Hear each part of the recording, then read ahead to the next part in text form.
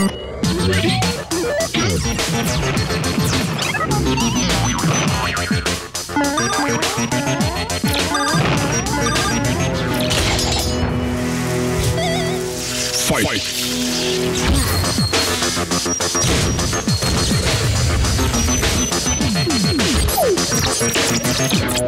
Watch and play. Game TV.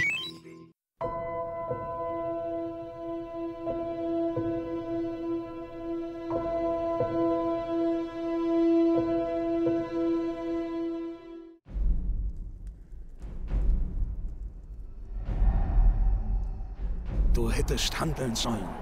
Sie sind bereits hier.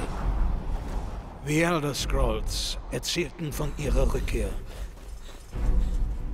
Ihre Niederlage war nur ein Aufschub. Bis zu der Zeit, nachdem Oblivion sich öffnete.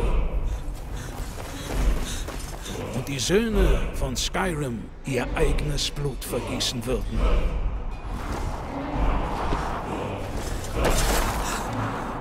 Aber niemand wollte es glauben. Glauben, dass sie überhaupt existierten. Und als die Wahrheit endlich ans Licht kommt, brennt sie lichterloh.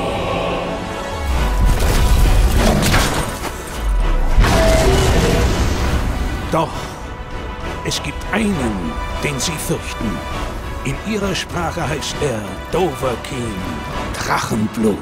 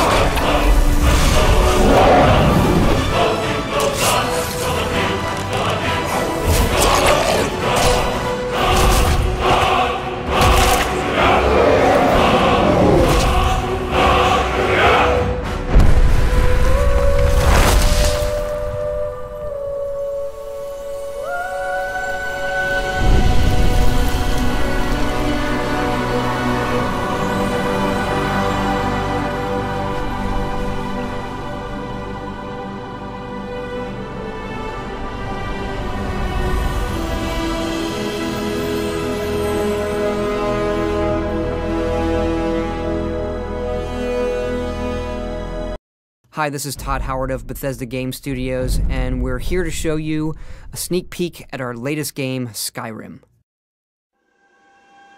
Each time we do a new Elder Scrolls game, we like to start fresh, and Skyrim is no different. Coming off of Oblivion, and then the team did Fallout 3, we had a huge list of things we knew we wanted to do technically with the current generation of hardware and PCs to bring a virtual fantasy world to life. So we've rewritten the render, we've rewritten all the gameplay, the scripting language, the faces, the foliage, and all this comes together in our new engine we call the Creation Engine. So we're interested in all the little details like this plant here, the medium details of these logs and trees, and all the way up to distant mountains. And if you've played our previous stuff, you know that mountain is not just a backdrop. You can walk all the way to the top of that mountain. And it's a huge world. Like our previous games, you can create any kind of character you want and then go do what you want. The game's primarily designed as a first-person game, but you can also play in third person.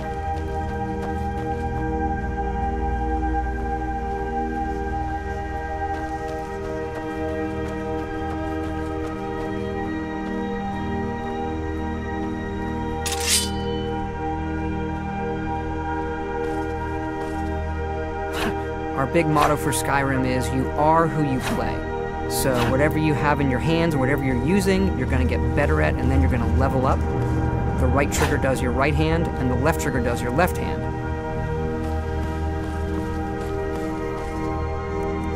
And you could put either a weapon or a spell.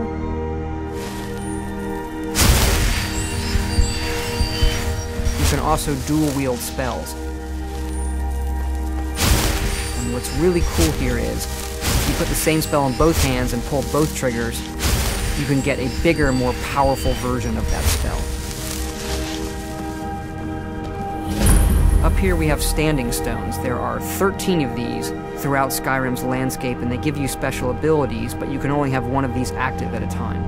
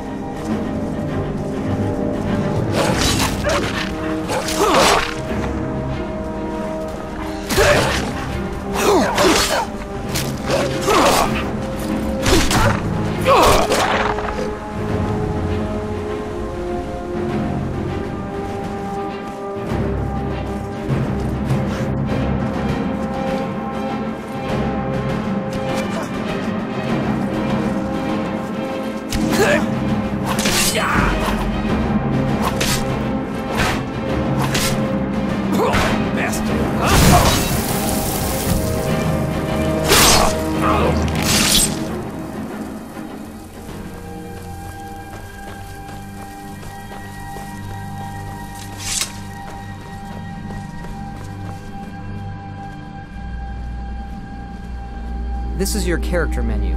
Here you can see all your items, not just what they do stat-wise, but also what they look like. Each of the thousands of objects you can find can be zoomed in, rotated, and looked at in high detail.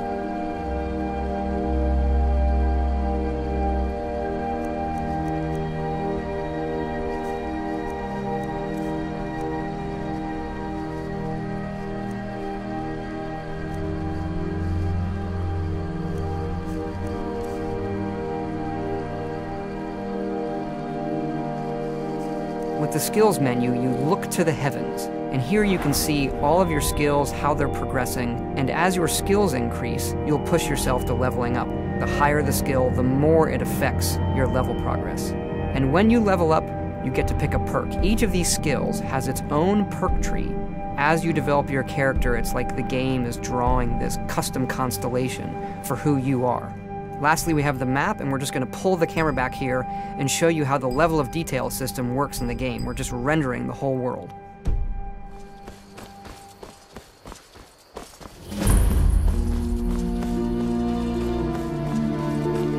A dragon! I saw a dragon!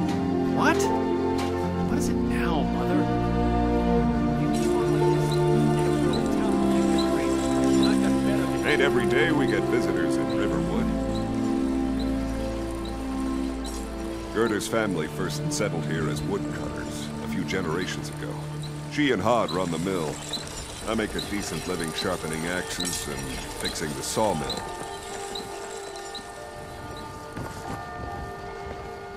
Here for work? Get an axe. And bring me all the wood you can chop.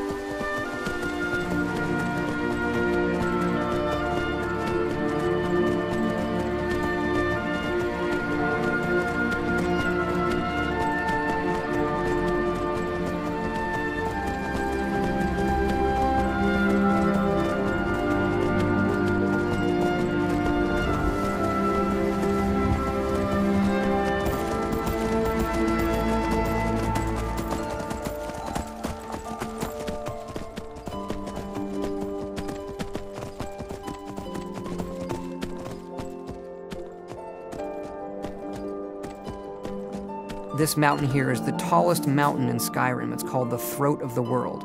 It is home to the Greybeards, who are masters of the voice. The voice is the ability to use the language of dragons and form these magical shouts. And this is a power that you will learn throughout Skyrim's main quest.